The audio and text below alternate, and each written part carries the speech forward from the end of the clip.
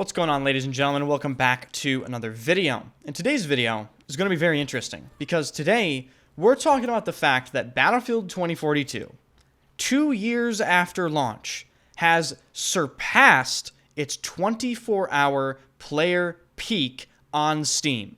Now, there's a massive asterisk next to this, and that is it surpassed it during a free-to-play period. But what's also interesting is I looked at the top-selling games on Steam, and Battlefield 2042 is currently 5th in the top-selling games list. And I find this very interesting because it means that a lot of people that have tried this game out during the free-to-play period have bought Battlefield 2042.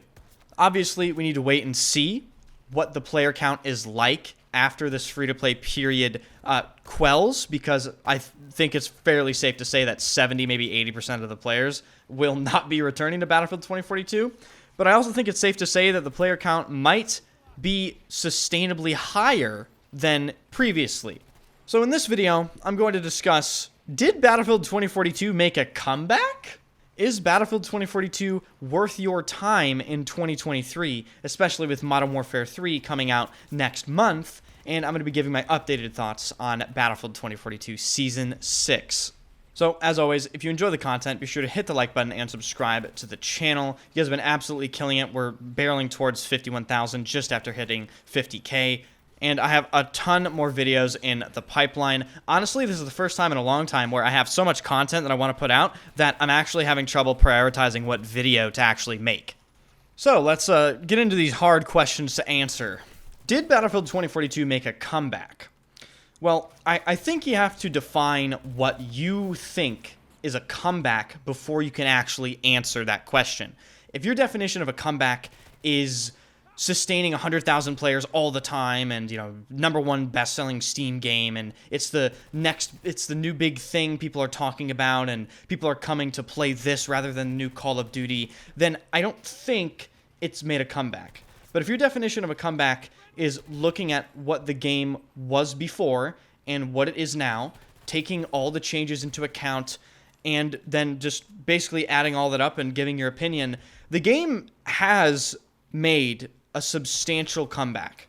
Obviously, there are still massive problems, and there are even new problems that they just introduced in the Season 6 patch, such as them secretly buffing shotguns and making one of the worst shotguns in the game now extremely overpowered.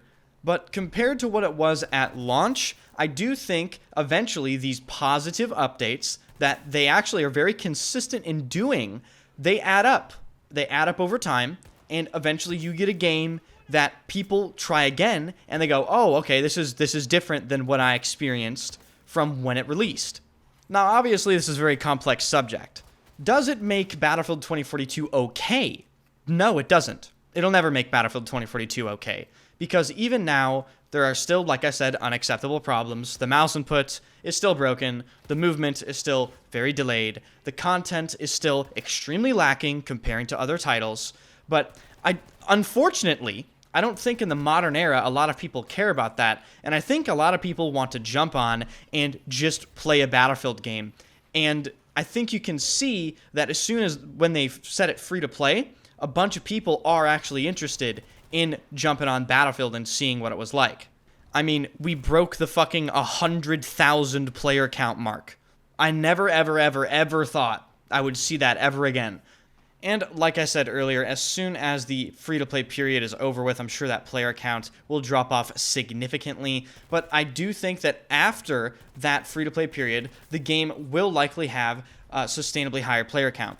Now, in terms of whether or not this game is worth your time in 2023, I'm never going to recommend you buy this game at full retail price. I just don't think that is an intelligent purchasing decision.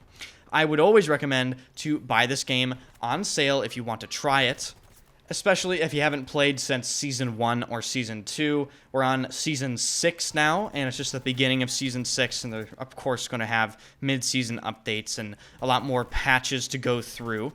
And this is where I segue into my updated thoughts about Season 6. I made a video about Season 6 and my first impressions, and this is sort of an updated impressions of Season 6. I think Redacted on Conquest is my favorite Battlefield 2042 experience so far. For me, it's exactly what I want in Battlefield 2042. It's a lot of action all the time in a close quarters maps without any vehicles. And some people will say, well, that's not Battlefield at all. And to those people, I say, I don't really give a fuck, right? I don't care. You can go play Hourglass 128 players with your vehicles and die from a sniper from 800 meters, and I will stay in my close quarters little area and have, my fun, right? In fact, I might say Redacted is a top 2, maybe the best map in Battlefield 2042. I think Spearhead might be slightly better than it in some areas, but in terms of conquest flow and playability and predictability, I don't think there's a better map in Battlefield 2042. Now, when you're talking about Breakthrough, that's a different story. Breakthrough on Redacted is, I don't even want to talk about it. It's so bad.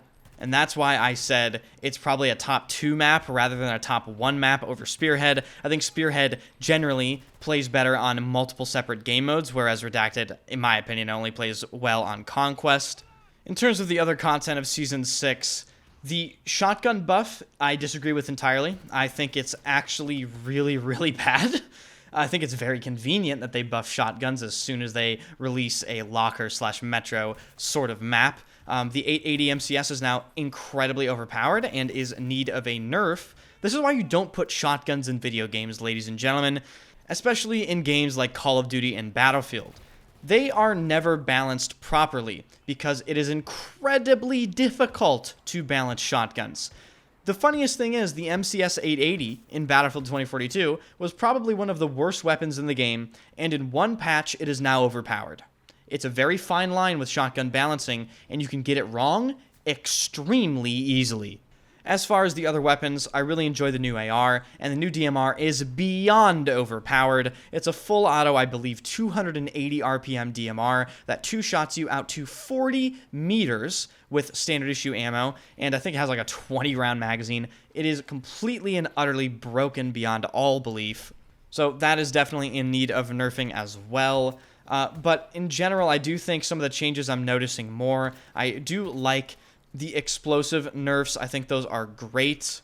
And I think if Season 6 is growing on me more right now, I think the next few patches for Season 6 will probably solidify some of the mistakes that they made, hopefully, at least I can hope that, and continue to build on Season 6.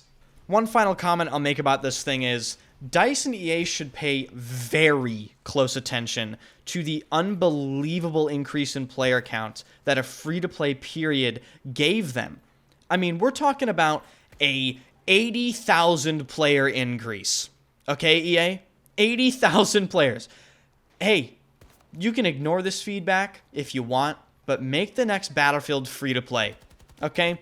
You can make the multiplayer free-to-play and then charge people for the campaign and maybe the BR or whatever, but I think they should seriously consider making the next Battlefield free-to-play and just making sure that anti-cheat is solid and making sure they give us good community asked for things, such as a server browser, so the community can also police the community and ban cheaters, but also have the added benefits of the increased player count from free-to-play. I genuinely don't think it is something they should ignore at this point.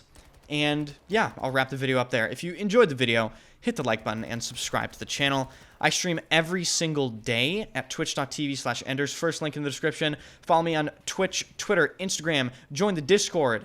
And I will see you guys later.